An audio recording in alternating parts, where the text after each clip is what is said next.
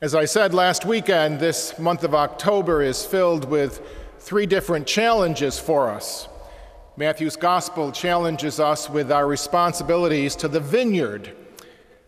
It's also Respect Life Month, and we have been invited by our bishop to enter into a process of stewardship, which we will also have lay people speaking to us in just a couple of moments. Last weekend, as we began this 3-week experience of stewardship, I asked us to reflect upon a question.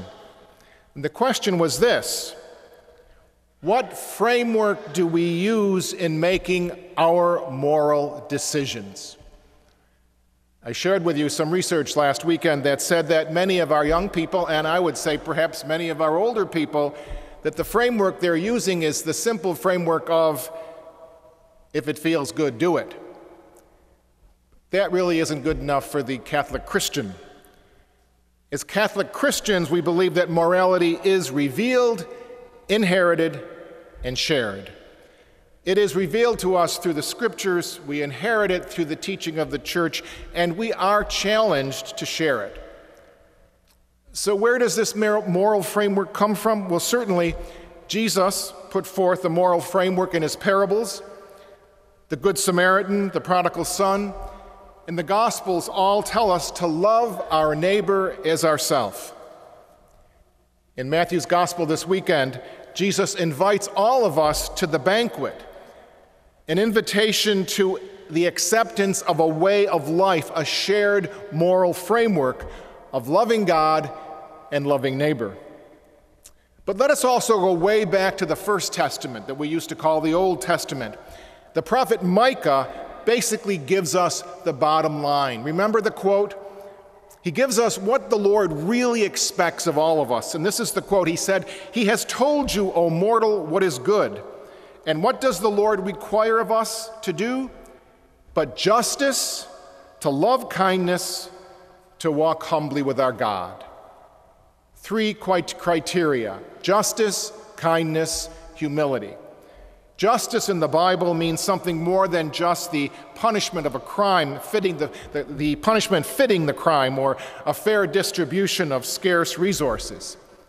It means the establishment and preservation and the rebuilding of right relationships.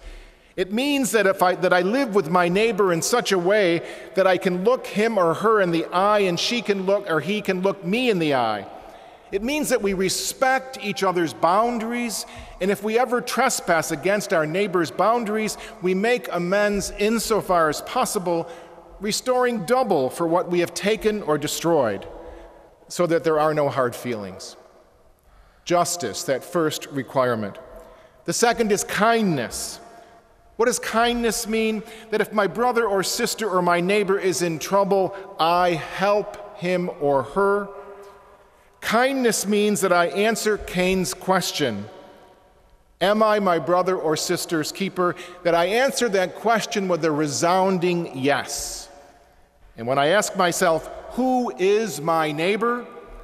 I remember the parable of the Good Samaritan, and I remember that my neighbor may even be someone who comes from the other side of the world, or the other side of the tracks, or may even look like my enemy. 1 is justice, 2 is kindness. 3, walking humbly means I walk with God remembering who I am and who God is, which means remembering that I am not smarter than God or more in control than God is. By walking humbly, we realize that none of us have all the answers, that we must work together to come to decisions about what is best for the common good. So Micah tells us, basically, bottom line, what does our God demand of us? Justice, kindness, and walking humbly are just about the biggest words in the Old Testament.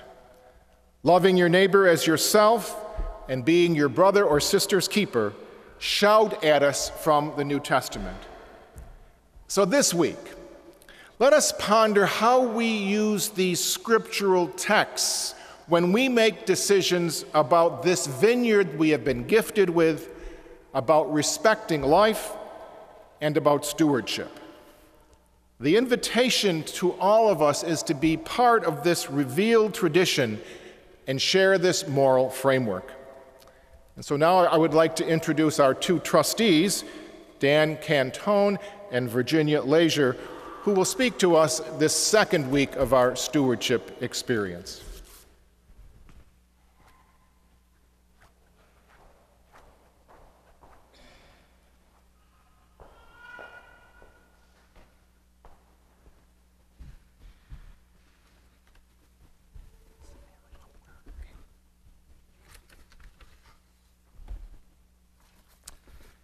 Thank you, Father, and good evening, everyone. Good evening. As Monsignor said, I'm Dan Cantone, and I'm a member of the Cathedral Parish. As you may have heard, we here at the Cathedral have begun a stewardship program aimed at increasing our parish's ability to carry out its mission and increasing each member's level of giving of time and talent and treasure. It's our task and our privilege tonight to talk to you about the treasure part of our stewardship program, specifically the request that each one of us prayerfully think about our weekly offering. And I'm Virginia Leasure, and I'm a member of the Cathedral also. I've considered the Cathedral my home away from home ever since I first walked through those doors.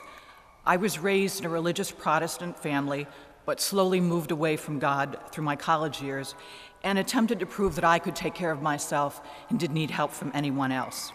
After living in Syracuse for 20 years, I had the courage to walk through the Cathedral doors, and I knew I'd come home.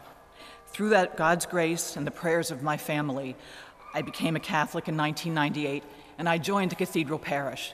Since then, I've found myself so involved with the Cathedral. I'm a Eucharistic minister, as a member of the parish council, and a trustee. The Cathedral family really welcomed me, made me feel at home, gave me open arms, and I truly felt I'd become a part of the Cathedral family.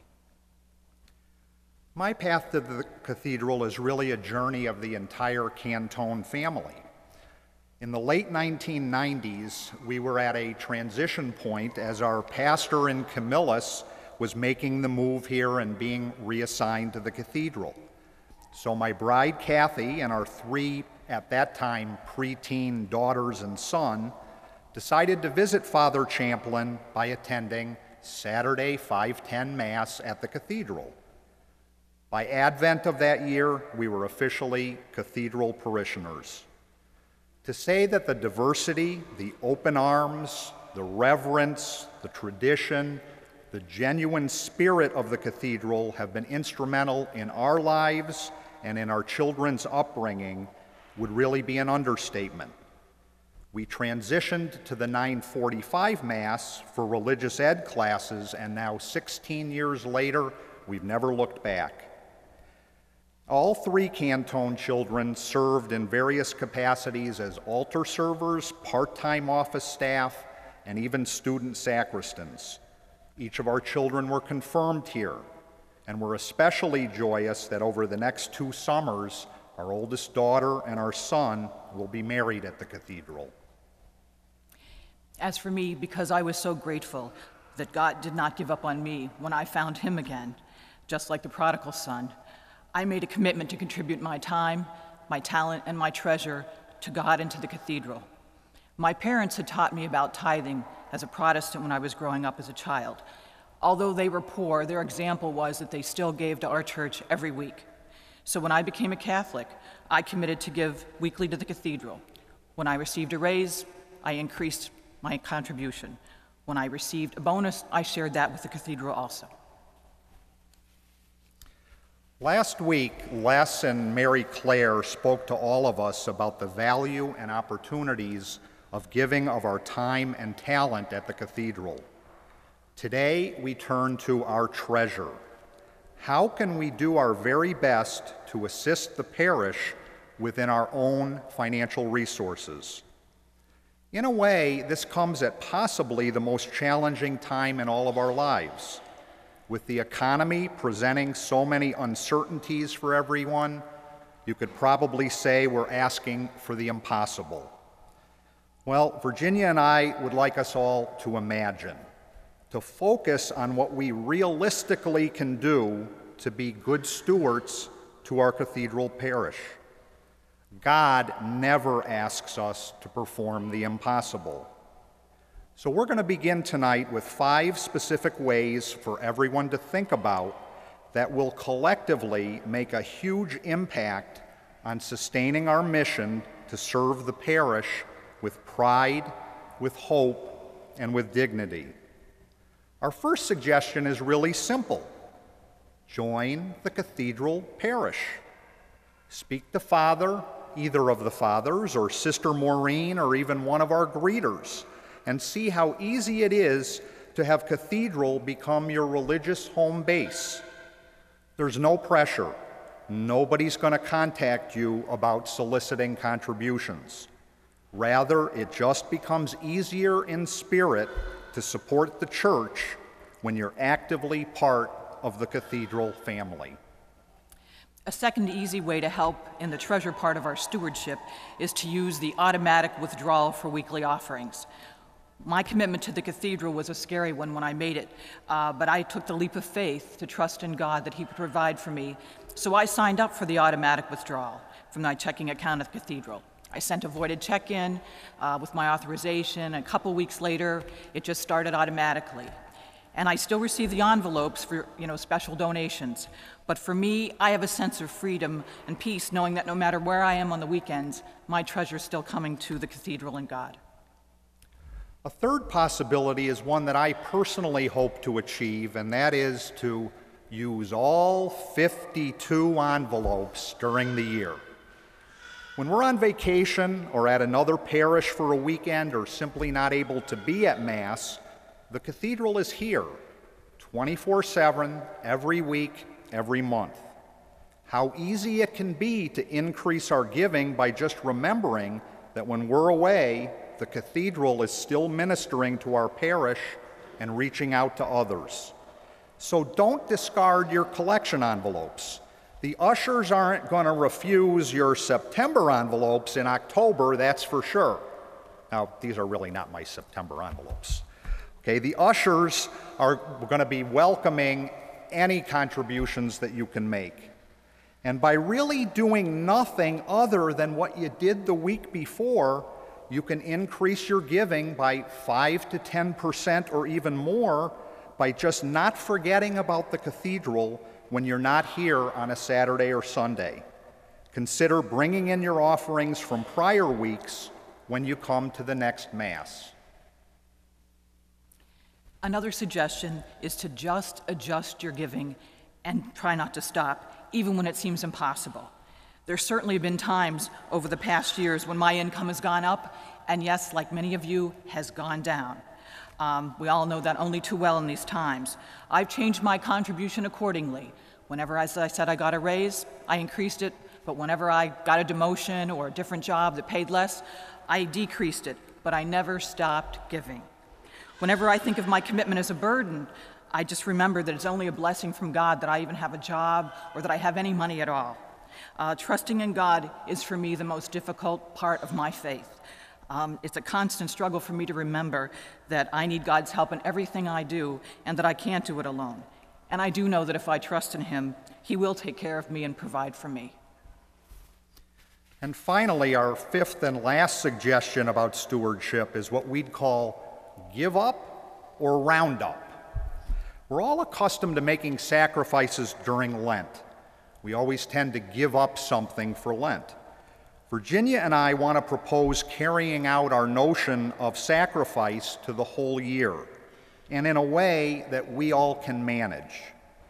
To give up might include foregoing that daily cup of Starbucks maybe just once a week and giving what you saved to the church. Or maybe sacrificing your monthly dinner out or attending that first-run movie at the mall and making a conscious contribution to the Cathedral instead. Rounding up could include giving the extra change in your wallet this week. Or perhaps if you typically give $2, make it $3, or round up from $8 to $10. We hope you realize that if everyone applies just one of these suggestions, a really dramatic and enhancement to the well-being of the cathedral can be attained. No one is able to do this alone, but little sacrifices by each of us will make all the difference. So this week, every household will receive a letter from Father Quartier about our stewardship program. Next weekend is called Commitment Weekend, when Father will explain the process of responding to the stewardship program by completing an intention card. It's very important that all parishioners, and any of you who'd like to join our parish, respond by completing a card next weekend. And I truly believe that we get the best return for our investment of money when we do invest in God. Thank you all for listening tonight and for continuing your prayerful consideration of how we may all grow in the lifestyle of gratitude that is stewardship. Please join us in reciting with Father the stewardship prayer that is in your pews, and thank you for listening.